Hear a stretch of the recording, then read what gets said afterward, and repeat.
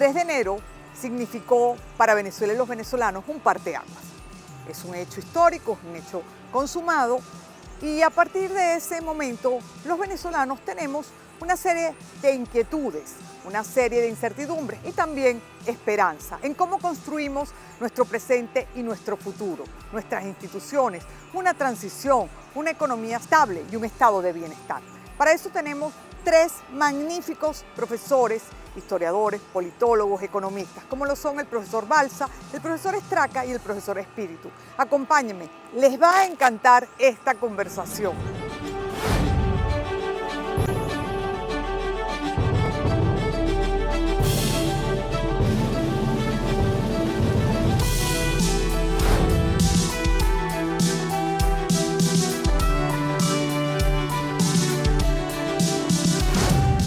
Desde los maravillosos espacios de la Universidad Católica Andrés Bello, tengo el placer y estoy segura que ustedes van a sentir lo mismo cuando escuchen a los profesores universitarios que hoy me acompañan, investigadores, profesores, académicos, escritores. Tenemos al profesor Balsa, al profesor Estraca y al profesor Espíritu. Todos ustedes saben quiénes son reconocidos profesores y académicos, escritores, y estoy segura que vamos a poder hacer un programa magnífico donde intentaremos dar respuestas a muchas de las inquietudes y las incertidumbres que hoy todos los venezolanos tenemos con relación a lo que está pasando en el mundo y a lo que está pasando en Venezuela, especialmente desde el 3 de enero. Muchísimas gracias por estar aquí esta mañana. Gracias a ti. Lo primero que se preguntan todos los venezolanos y que nos preguntamos es, bueno, el 3 de enero significa un parteaguas para Venezuela. Y pudiéramos analizar de muchas maneras lo que eso significó. Pero creo que lo importante es ver hacia adelante y preguntarnos hacia dónde va Venezuela. ¿Podemos reconstruir, reinstitucionalizar, democratizar a partir del 3 de enero a Venezuela para que la solución sea netamente venezolana? Profesor. Bueno, sí, yo creo que el 3 de enero, y el tiempo lo dirá, parece una cifra, una fecha histórica. Pasaron cosas muy importantes y bueno, como ustedes los historiadores dirán si es histórico o no. Yo pienso que se abrió una gigantesca, el país tiene en este momento una potencialidad de cambio como muy pocas veces la hemos visto en lo económico y lo político. Es una lástima que el catalizador de esta nueva situación haya sido una intervención externa. Hubiera sido lo ideal, hubiera sido pues que nosotros mismos hubiéramos desembocado en este cambio, pero bueno, esa es la historia y eso. Yo creo que hay una enorme potencialidad para la democratización del país. Estamos viendo cosas que si se manejan bien, pues pueden llevar a rescatar el Estado de Derecho, el pluralismo, la libre asociación, etcétera, la protesta y sobre todo la libertad de expresión. Y creo que si los venezolanos nos unimos y presionamos en ese sentido, se podrá. Por otra parte, creo que hay una enorme capacidad y potencialidad para el cambio económico. Hay una política económica en ciernes que podría generar bienestar para el país, en la política monetaria, en la política fiscal, pero sobre todo en la política petrolera. Venezuela lamentablemente sigue atada al carro petrolero, el motor de este país.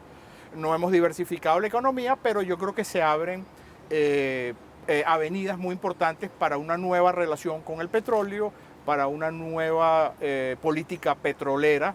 Estamos viendo cosas, podemos discutirlo tal vez un poco más de detalle, una política petrolera que pareciera estar más basada en el volumen que en los precios, pero bueno, eso son cosas que veremos a lo largo. En resumen, diría yo, hay una gigantesca posibilidad y potencialidad para el cambio en el país y ojalá que sepamos aprovecharlo. Tomás, ¿cómo ves tú como historiador este momento histórico, político, económico? Han pasado tantas cosas de tal volumen, de tal dimensión en términos históricos. Sí, sobre todo si uno ve con respecto a lo que venía haciendo Venezuela, no solo en el corto plazo, sino a largo plazo. Pues me voy a nombrar una que de repente no está entre lo más inmediato del interés de las personas, pero que no es poca cosa. Tenemos por primera vez una mujer encargada del Ejecutivo, por decir algo. Tuvimos por primera vez en la historia venezolana una operación militar de Estados Unidos dentro de Venezuela. Habíamos tenido operaciones militares, lo más cercano, sin con eso cualificar la calidad o la intencionalidad, había sido lo de 1902, pero algo así como esto no había pasado nunca en Venezuela. Tenemos un esquema, vamos a llamar de transición, o que nos pone la pelota, nos pusieron una pelota al centro, ponen la pelota del centro campo para que nosotros avancemos, pero que es un esquema muy particular, es decir, cuando una operación militar extranjera hace una remoción del gobierno, generalmente ponen a un gobierno de ocupación, un administrador de afuera, o colocan a MacArthur, y si dejas a Hirohito, bueno, pones a MacArthur allí. Aquí hay como una especie de administración, algo parecido como cuando alguien compra una empresa y le dice a los antiguos dueños, bueno, que déjala administrando por un tiempo determinado. Y tenemos también alguna cosa que tal vez sea lo que más va a llamar la atención en el mundo. Pues claro, los venezolanos tenemos razones para preocuparnos por lo inmediato, y por lo que nos pasa a nosotros. Pero en el mundo, que es la doctrina Monroe, a lo mejor este es el banderazo de un cambio en las relaciones geopolíticas en términos generales. En tal manera que sea un hecho histórico de enormes proporciones, de enormes proyecciones, y que nos da a nosotros, digamos, unas cartas que si las jugamos bien, podemos empujar las cosas, como ha dicho Fernando, hacia una circunstancia con mayores libertades, mayor institucionalidad. Inclusive tendríamos que ver esto, lástima que ha sido, vuelvo a citar a Fernando, que el catalizador haya sido el detonante, el que fue, pero bueno, nada, fue lo que fue, y ahora creo que es el momento para reencontrarnos y de repente decir, bueno, vamos a ver qué ocurre, como cuando ocurre algo en una familia importante, y digamos, vamos a ver qué pasa y vamos a ver cómo podemos nosotros evaluarnos e inventar algo distinto. Gracias. Profesor Valls, necesariamente le tengo que preguntar por este momento económico a partir del 3, porque la gran parte de las incertidumbres que tenemos los venezolanos hoy en día son económicas. Yo creo que las preocupaciones económicas recogen todas las demás. A mí no me gusta mucho el término reinstitucionalización o redemocratización, porque supone que hay que reanudar, o sea, volver a anudar algo que se rompió. Y muy posiblemente todos los procesos que nos trajeron hasta acá tenían unas características que hacían que, bueno, llegar aquí fuera una consecuencia. Entonces reanudar es volver a subir al tobogán y bajar por el mismo sitio, ¿no? Yo diría que hay que pensar en tipos de institucionalidad distinta, contrastando lo que se declaró en algún momento que se quería hacer y lo que efectivamente se hizo. ¿Por qué estamos en las condiciones económicas que estamos, descritas desde el punto de vista de una familia que está esperando que paguen la quincena? O sea, porque hay inflación, porque hay una brecha cambiaria, porque hay dificultades para que todos consigan trabajo, porque hay problemas de salud y no hay atención pública y la familia tiene que cargar con algún problema en particular, y eso puede hacer que uno piense que son problemas económicos. O sea, para mí son problemas políticos también. O sea, ¿cuál es el diseño de un Estado que ofrece oportunidades de educación y de salud pública y estimula la privada? Pues uno que tiene una concepción política que está abierta a la colaboración dentro de la sociedad. Uno en el que hay un conocimiento de algunos conceptos básicos en economía, como por ejemplo, la emisión monetaria puede generar inflación o hiperinflación. O, por ejemplo, que cuando se van a cobrar impuestos hay que tener idea de cuál es la progresividad y cuál es el efecto sobre la actividad. Entonces, ¿este es un momento económico o es un momento político? Los dos. O sea, como mis amigos historiadores aquí presentes, y no tan historiadores, pero también amigos, a la economía se llamaba economía política en el siglo XIX. O sea, tratar de separar la economía y la política cuando hay conflictos de intereses que implican posibilidades de cooperación o de competencia es un error. Entonces, yo diría que más que pensar que tenemos unos problemas económicos separables de los políticos, la concepción política sobre la economía nos ha traído hasta acá. Las discusiones que se tuvieron durante buena parte del siglo XX retomaron discusiones sobre comunismo, socialismo y capitalismo, que son posiciones políticas sobre la economía. Y en este momento la doctrina Monroe va otra vez al siglo XIX e implica acciones geopolíticas que no solamente nos afectan a nosotros y nuestra capacidad para incidir dentro de nuestro futuro, sino al de todo el planeta Tierra. Profesor, ¿para usted es un momento económico o un momento político? Las dos cosas, sin lugar a dudas, las dos cosas. La política y la economía son las dos caras del proceso social, ¿no? En gran medida. Y esto ahora, además de todos esos retos que han dicho Ronald y Tomás, hay que agregar que tenemos un ambiente internacional con una complejidad como no habíamos visto en muchísimos años. Eso se agrega entonces a los retos que tenemos que afrontar los venezolanos si de verdad vamos a reconstruir este país.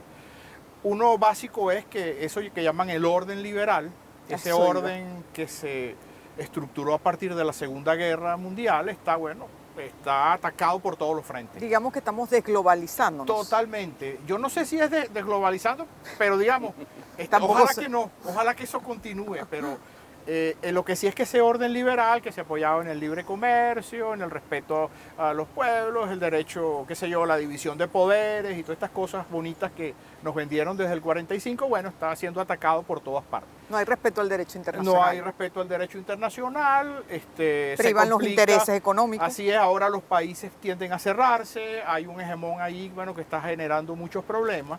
Entonces, todo eso se suma a lo que estamos afrontando los venezolanos. Cuando se habla de reconstrucción, de una nueva política económica, de una democratización del país, se suma a eso. Bueno, en el plano económico, los retos son gigantescos si queremos diversificar la economía. Ahora la economía tiene un componente geopolítico muy importante. Estas tierras raras y estos recursos, recordemos que dejan muy poco a los países. Los países tienen que producir materias primas, pero tienen que industrializarse aguas abajo, como dicen ustedes los economistas, ¿no? Entonces, una economía basada exclusivamente en recursos naturales, pues no es lo más conveniente para un país como el nuestro. Y además hay un cambio tecnológico que yo sí creo que es histórico, es profundo. Claro. Yo me siento en los años 80, cuando la revolución digital empezó a desarrollarse. Hoy en día tenemos una cosa equivalente y hasta más profunda, ¿no? Eso significa pues que los mercados internacionales van a ser mucho más complejos. Cómo nos insertamos en esos mercados internacionales, qué vamos a exportar, etcétera, etcétera, son cosas que a mí particularmente me preocupan mucho y que me complican el diagnóstico o las recomendaciones que podemos hacer de lo que en el futuro. Pues que el país está metido en esa serie de corrientes y ciertamente yo soy de los que piensa que una estrategia exitosa y que de esto salga algo bueno dependerá de que en el país haya democracia, de que haya Estado de Derecho, de que haya pluralismo, haya libertad de expresión, haya apertura económica. De que podamos construir nuestra propia transición. Nuestra propia transición y nuestras propias instituciones. Tomás, ¿es un momento económico? ¿Es un momento político? ¿Estamos en un proceso de desglobalización mundial?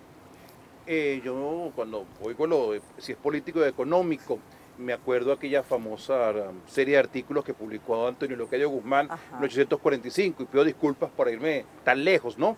Que es la cuestión económica política, donde decía en Venezuela el problema económico es lo político. Decía en aquel momento para enfrentarse al Estaba claro. Entonces, y eso que aquella Venezuela no tenía ni remotamente unas características como la tiene la actual. Aquella Venezuela vivía una economía privada, una economía de mercado, donde el café y el cacao y el azúcar que se producía lo producían privados, actuando en un mercado tan libre que ni siquiera había moneda realmente circulante.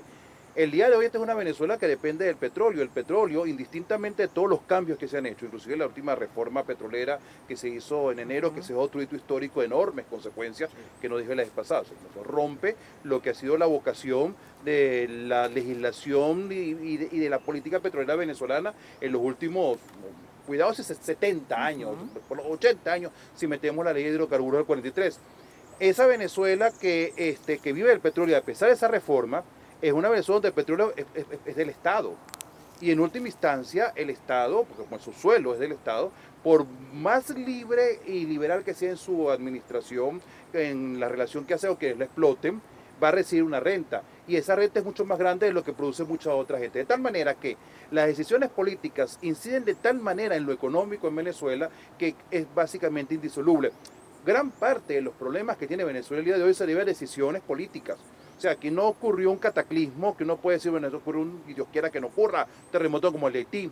Aquí esto no fue Krakatoa, o no tuvimos una guerra como yo. Nosotros no somos los polacos, que los polacos dicen, bueno, que mala broma en la vida estar entre Stalin y Hitler y que los dos se enamoren de ti. Eso no fue lo que nos pasó, sino fue un conjunto de decisiones. Así que las dos cosas. Profesor, parece que estamos en un proceso de desglobalización. A lo mejor usted me dice que no le gusta esa palabra, pero está bien, para eso estamos. donde no hay reglas claras, donde no se respeta el derecho internacional, donde lo económico parece que priva en lo político. Lo estamos viviendo en el mundo y en Venezuela. Claro, es que globalización es una palabra con piquetes, ¿no? O sea, el uso que se le ha dado al término desde finales del siglo XIX en adelante tiene que ver con la interconexión tecnológica, que facilitaba movimientos de capital, facilitaba movimientos de ideas, integración cultural, y en algunos casos, pues, en una reacción en contra que suponía que había que proteger los espacios culturales nacionales, ¿no? O sea, pero si uno va a los orígenes del derecho internacional, quizás habría que ponerlos al final de la Segunda Guerra Mundial, ¿no? O sea, pensando en un tipo de violación particular a los derechos humanos. Pero si se va un poco más atrás, cuando llegó Colón y llegaron a Caramba, esta tierra, él se fue nada más hasta donde Antonio Leocadio Guzmán. sí, pues si tú te vas hasta allá, bueno, están las leyes de India, porque se supone que hay unos derechos que están siendo violados. Es verdad. O sea, y las tierras raras de hoy era el oro del siglo XV, ¿no? Entonces, Eso hoy. la aplicación de la fuerza es un problema. Entonces, yo me preguntaría cuándo empieza a violarse el derecho internacional. O sea, si la guerra de Vietnam, por ejemplo, implicaba, pues, dependiendo de la composición de la ONU y todo lo demás, una violación o no del derecho internacional.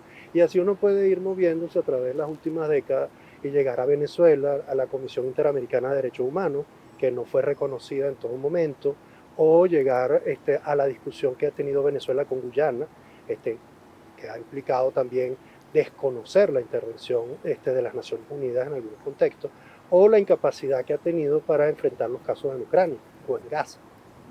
Y que en ese momento el que tiene el poder otra vez puede decir los demás no han hecho nada, yo sí puedo.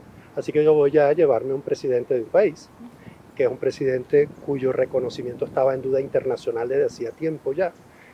Y esto sirve de ejemplo para que yo pida a Groenlandia. Entonces, Claro. en la misma semana hay además... Y que deje Ucrania quieto con Rusia. Exacto, lo que implica repartirse el mundo A eso otra iba. vez. Entonces, ¿dónde está la novedad? O sea, yo en la central estudié imperialismo fase superior del capitalismo de Vladimir Ilich Lenin, y por allí yo dije, bueno, la Primera Guerra Mundial como que es un problema de globalización, o de reglobalización, o de redistribución. Yo no creo que el mundo se desglobalice en el sentido de que ahora no se respetan los derechos humanos. Yo creo que el mundo se vuelve a repartir otra vez de otro Ahí modo. voy.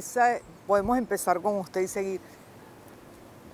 Yo diría que se volvió a repartir el mundo entre algunas potencias y que pareciera que esta parte del mundo, América, el Caribe, es de una de las potencias y que en esa repartición en el mundo, además de los territorios, está evidentemente nuevamente el oro, las tierras raras, los recursos. Entonces hay una repartición de recursos estratégicos que son fundamentales para lo que ustedes hablaban, que es esta nueva era tecnológica, donde hay inventos maravillosos, increíbles, donde hay una aceleración del mundo y de los hechos históricos por estos inventos.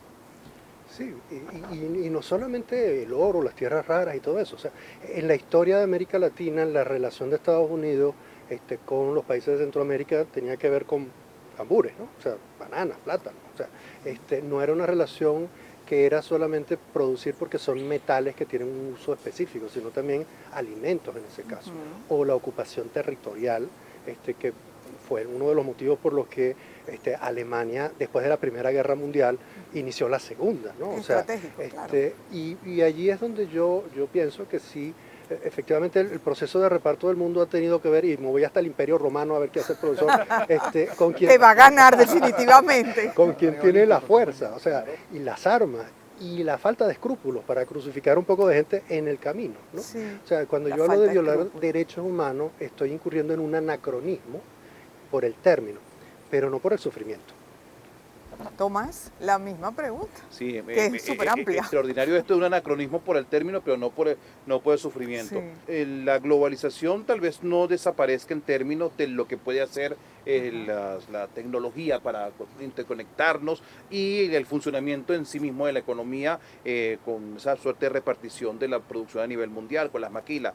Pero sí hay un cambio con respecto a la forma en que la vemos y la concebimos.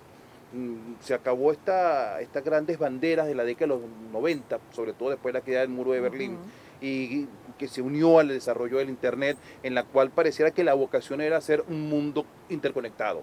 Claro, en la idea del Bush padre, ¿no? De Bush hijo, sobre el nuevo orden mundial unipolar, ese mundo interconectado iba a tener un jefe básico, pero en términos generales se pensaba que se iba a interconectar y que las fronteras se iban a derrumbar. Muy rápidamente eso comenzó a tener reacciones que venían de otra índole. Por ejemplo, la primera reacción fue con respecto a los inmigrantes, que se mueve el capital pero que no se mueve el trabajo. Pues claro, pues una cosa que yo sí quiero hacer transferencia y quiero que me venga productos baratos de China, pero lo que no quiero es que venga gente a quitarme el trabajo. O sea, y es muy difícil que haya un movimiento en ese sentido.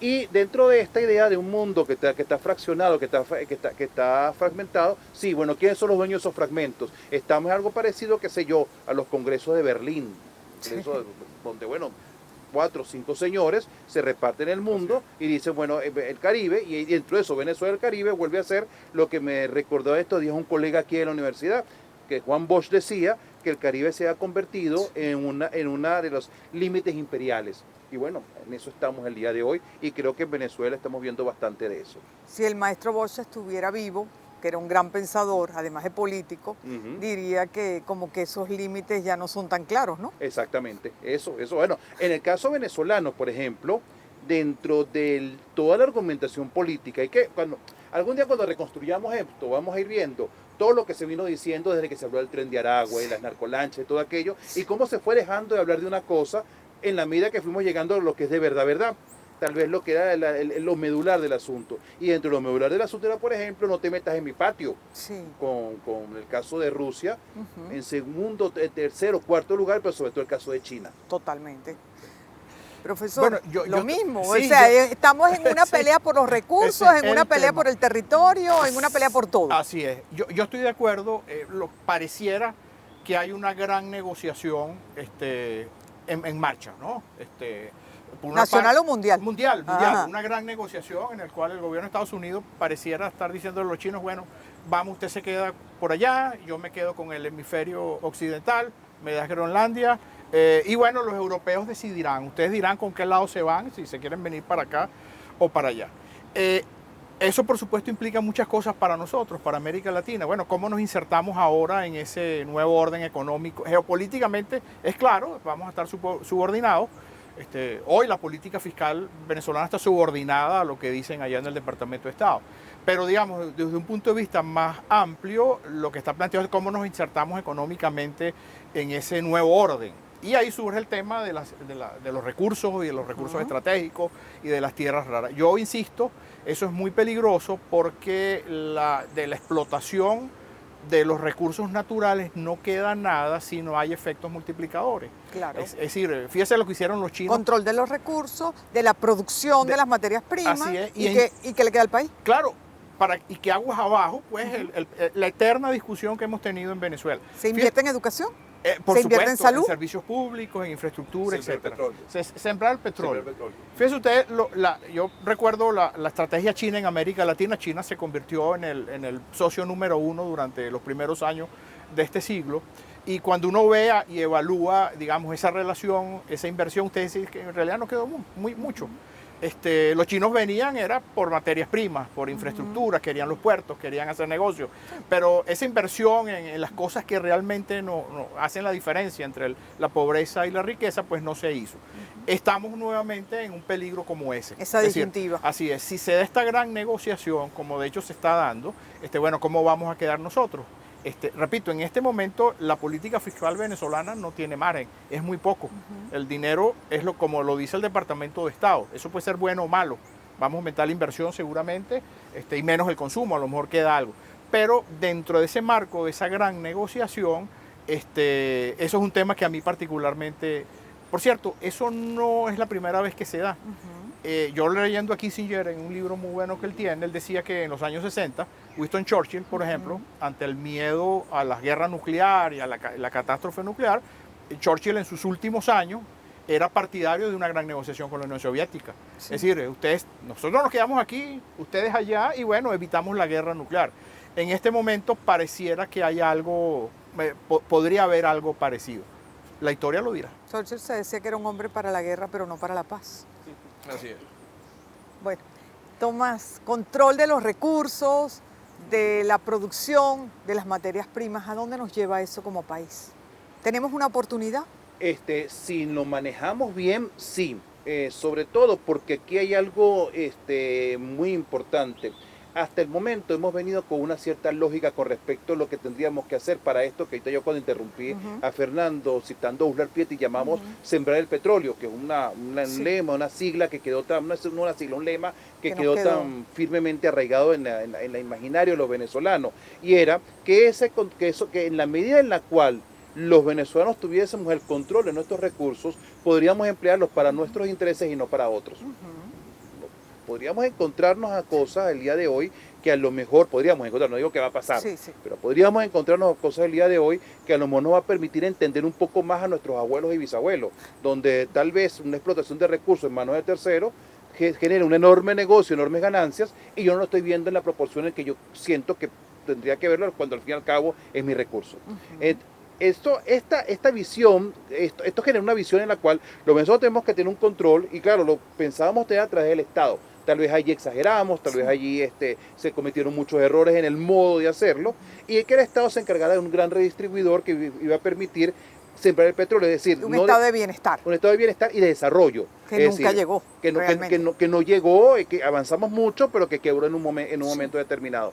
El día de hoy estamos otra vez poniendo en cuestión la relación con los recursos, y tal vez podemos tener la oportunidad de redefinir el modo en que veníamos haciendo esto, siempre teniendo como dirección, como eje, el desarrollo y la creación de una economía que sea económicamente sustentable, que no sea simplemente aquella imagen que era muy de la década de 1930 del pueblo fantasma minero de California que uno ve en Hollywood, que unas chamisas van pasando, para convertirnos en un país que, bueno, avanzó como sí lograron algunos ejemplos del mundo, o parecía estarlo logrando, por ejemplo, en el Golfo Pérsico.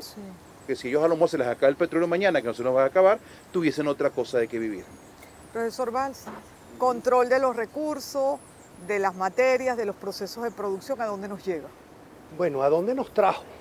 Muy bien. Sí, porque yo creo que la discusión sobre el control de los recursos tuvo mucho que ver, o sea, en el caso del inicio de la explotación petrolera, con la relación que había entre los gobernantes, los que tenían la tecnología y el interés en sacar el petróleo, y la población del entorno.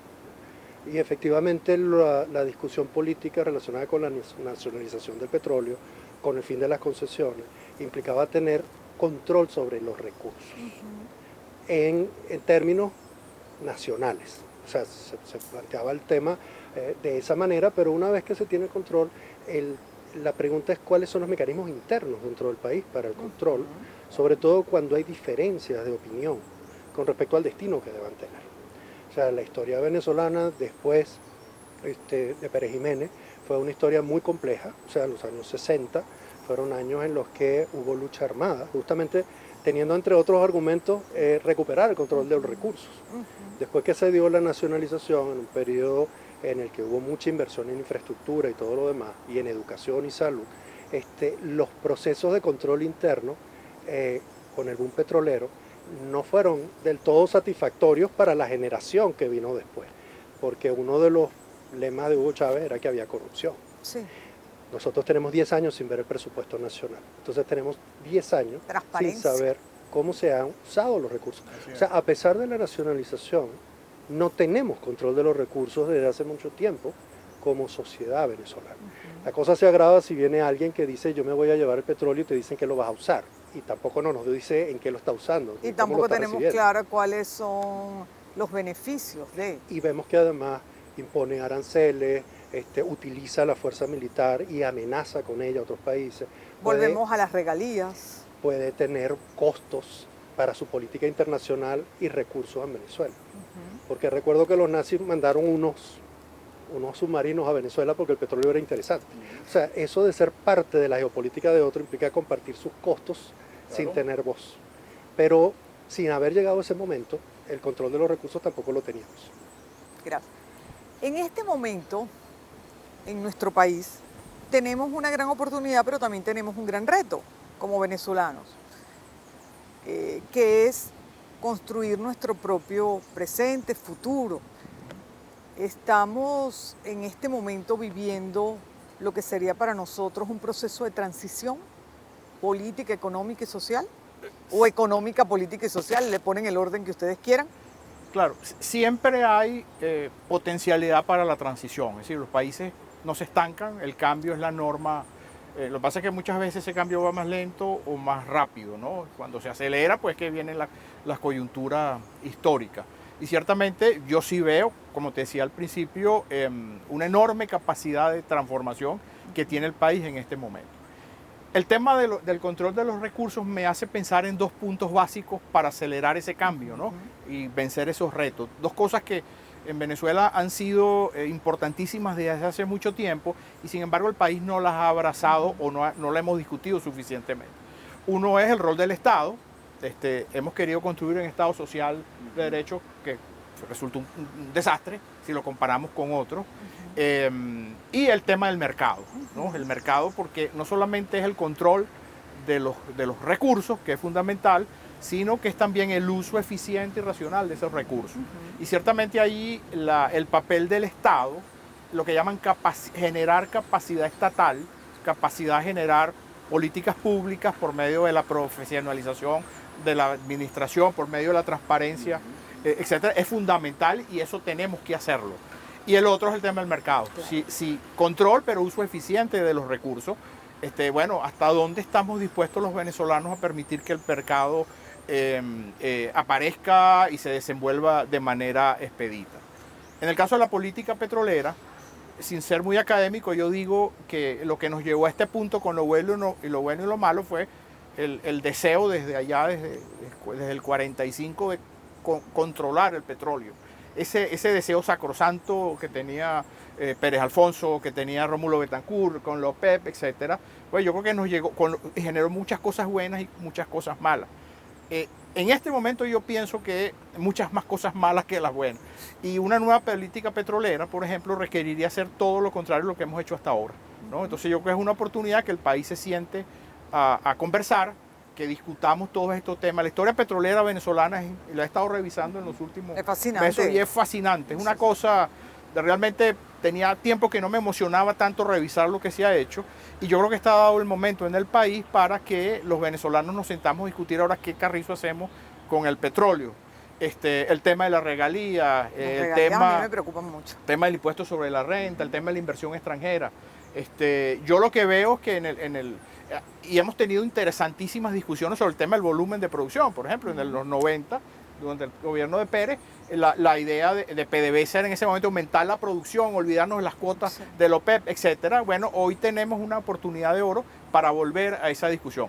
Y creo que en esta ley orgánica, que me imagino que el gobierno aprobó muy a regañadientes, pues hay unas cosas muy importantes para volver a esa discusión. Los voy a invitar un día nada más para hablar de la ley y de petróleo. Eso Tomás, tenemos una oportunidad de construir nuestra propia transición. Estamos viviendo ese momento de transición política, económica y social.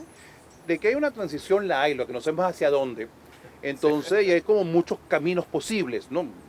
Aquí hay muchas cosas que pueden salir mal y muchas cosas que pueden salir bien. La palabra esta peripecia que dijo Betancourt, que empleó Betancourt fue el 18 de octubre, bueno, se quedó corto el 18 de octubre frente a la peripecia en la que estamos el día de hoy. Totalmente. Nuestras decisiones, lo que podamos hacer, pueden empujar en una dirección o en otra. Sin duda se han abierto muchos juegos en muchas direcciones.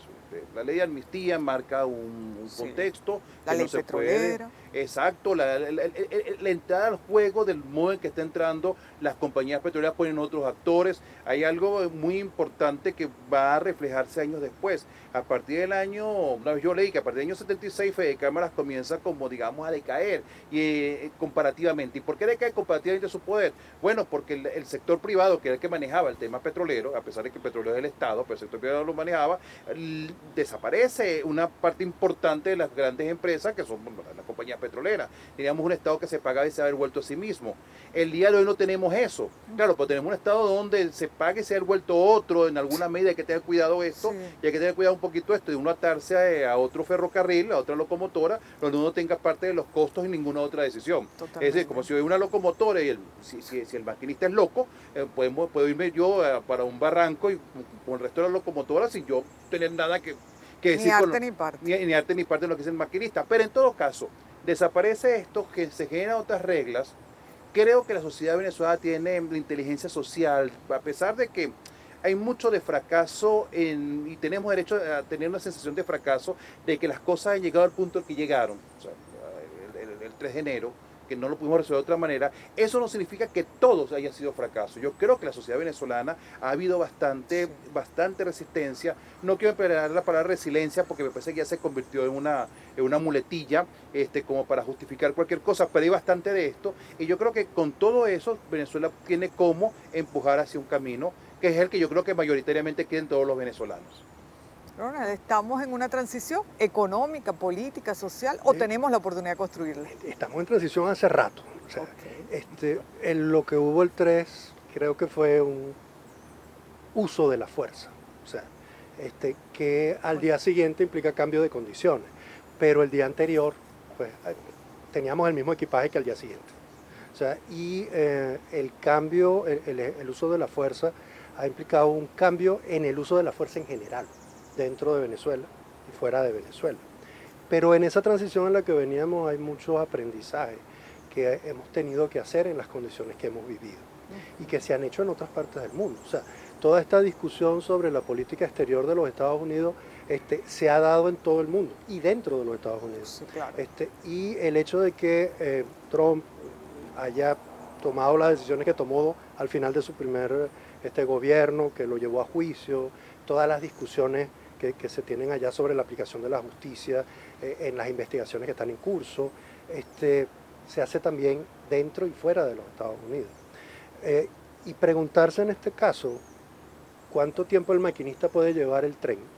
O sea, sabiendo que en Estados Unidos hay elecciones y que puede utilizarse todo lo que está ocurriendo para discusiones internas, nos puede hacer preguntarnos si la dirección que esto va llevando es predecible incluso con el maquinista o con cambio de maquinista. O sea, porque esas son las características de la democracia. O sea, cuando hay alternancia puede haber cambios de política. Y si se discute en términos de los organismos internacionales, si la intervención que hubo en Venezuela es aceptable o no, esa discusión afecta dentro de Venezuela y fuera de Venezuela. Lo que yo sí creo es que, bueno, visto lo que nos ha tocado vivir en estos años, todos estos años y los que vienen. Y es un hecho fáctico lo que pasó el 3, punto. Exacto. Es lo que tenemos. ¿Qué hacemos con lo que tenemos? Y tenemos con lo que aprendimos. Claro. Y yo pienso que, por ejemplo, conversaciones como esta, la posibilidad de que haya organizaciones que se mantengan y que traten de plantear posiciones y opiniones y oportunidades de estudio, es lo que nos da la oportunidad de pensar en cómo sigue la transición desde nuestro punto de vista, aunque no tengamos todas las barajitas para controlar. ¿Es Trump un visionario o un imperialista? Bueno, no sé si el calificativo que se me ocurrió primero es como para decirlo, ¿no? Pero yo creo que abusa del poder que tiene. ¿Tomás? Se pueden ser las dos cosas al mismo tiempo. La historia está llena de hombres que pueden tener de visionarios y de imperialistas, qué sé yo, Napoleón, ¿no? O tú puedes decir que un tipo como Cecil Rhodes o como Detterding, el fundador de Shell, tenían de las dos cosas. Y en sus ejecutorias, al final, hubo tanto cosas positivas como negativas. Es decir, Teddy Roosevelt, bueno, sí fue un imperialista sin ninguna clase de duda. Y Teddy Roosevelt es el primero que hace un corolario de la doctrina Monroe precisamente para Venezuela. Es impresionante la capacidad que tenemos los venezolanos para alborotar el avispero, que tienen que dar cierto tiempo que hacerle corolario a Monroe por nosotros. Pero al mismo tiempo está el Canal de Panamá y está un conjunto de políticas sociales en Estados Unidos. En este momento habría que ver hacia dónde va el asunto, en qué desemboca, cómo se aterriza este avión. Y de acuerdo a eso vamos a ver qué tanto hubo de visión y qué tanto hubo de simple imperialismo. Pero, bueno, yo no sé si es un visionario. Visionarios somos todos, ¿no? Porque todos tenemos imaginación. Y visión. Y visión, ¿no? Pero el verdadero visionario es el que tiene la imaginación y construye algo, ¿no? Para no poner apellidos nacionales, que sea Walt Disney o Steve Jobs, qué sé yo, construyeron algo. Yo no sé si el tiempo dirá si el señor Trump está construyendo algo y algo permanente, ¿no? Lo cual a veces uno lo asusta, ¿no? Ese potencial futuro construido por este señor. Lo que sí te puedo decir es que el señor Trump es el resultado de unas corrientes internas en Estados Unidos que están cambiando ese país aceleradamente. O sea, yo creo que los historiadores van a trabajar bastante en el análisis de lo que está pasando en Estados Unidos. Digamos, hay unos libros maravillosos que se han publicado en los últimos meses sobre el caso de Estados Unidos. Y bueno, yo más que Trump, yo me fijaría en el caso de los Estados Unidos y las tendencias que están pasando allá adentro. ¿El imperio está dejando de ser el imperio? O podemos estar regresando al mismo, ¿no? Hay una lucha cultural, política dentro de ese país que es apasionante. ¿Falta de cohesión? Totalmente, totalmente. Hay como dos culturas que están luchando uno que dice me resisto a perder lo que he tenido toda la vida, es decir, no entiendo eso de Bad Bunny en el Super Bowl, eso para mí es absurdo, y otros que dicen, no, es un nuevo país que está emergiendo y que tenemos que fusionarnos, ¿no? Ese país es producto de la Segunda Guerra Mundial. Totalmente. Y de las cosas que están pasando hoy en día, de la migración, del cambio tecnológico, de la globalización y los efectos que tiene sobre los trabajadores de Estados Unidos, de los países, una serie de procesos históricos que a uno a veces le cuesta mucho tratar de analizarlos todos al mismo tiempo, ¿no? Tomás, ¿eres positivo con el país? ¿Estás esperanzado? Sí, creo que hay razones para estar esperanzado. Es decir, hay muchos riesgos, pero teníamos muchísimos riesgos también antes del 3 de enero y teníamos muchísimos riesgos en diciembre de que las cosas pudiesen ir mal. Hay algunas cosas que ya estaban cambiando, hay otras cosas. No todo ha sido ruptura en lo que estamos viendo el día de hoy. Hay también continuidades, por ejemplo, esta categoría de carrera. El día de hoy tenemos muchísimos riesgos, como teníamos antes, pero también tenemos muchísimas oportunidades. Yo creo que esas oportunidades abren un espectro para uno ser optimista. Sí, ser optimista con toda la cautela del caso. Si lo éramos antes, porque yo con Venezuela siempre he sido optimista en última instancia, a lo mejor alguien dirá que a lo mejor es algo patológico, ¿no? De los historiadores, sobre Exacto, todo. entonces, es una cosa que estoy viendo con el corazón. Pero si antes teníamos razones para hacerlo, creo que el de hoy seguimos teniéndola y creo que inclusive mucho más. Ronald, ¿estás esperanzado y optimista con el país? Yo siempre, todo el tiempo. Ah, qué maravilla, hombre positivo y optimista. Sí, porque si no, ¿para qué seguir? O sea, Claro, exacto. entonces, Claro. la esperanza, si nosotros, a veces uno piensa que perdió la esperanza, pero si sigues, es porque todavía la tienes, entonces la reconoces. Claro.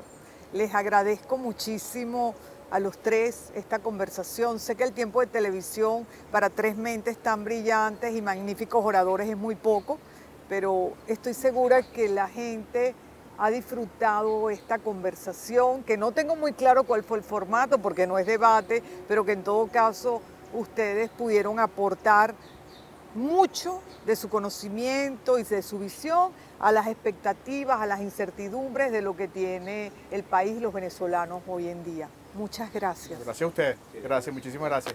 Amigos, muchísimas gracias por habernos acompañado y tendremos que hacer más programas como este, lo prometo. Gracias.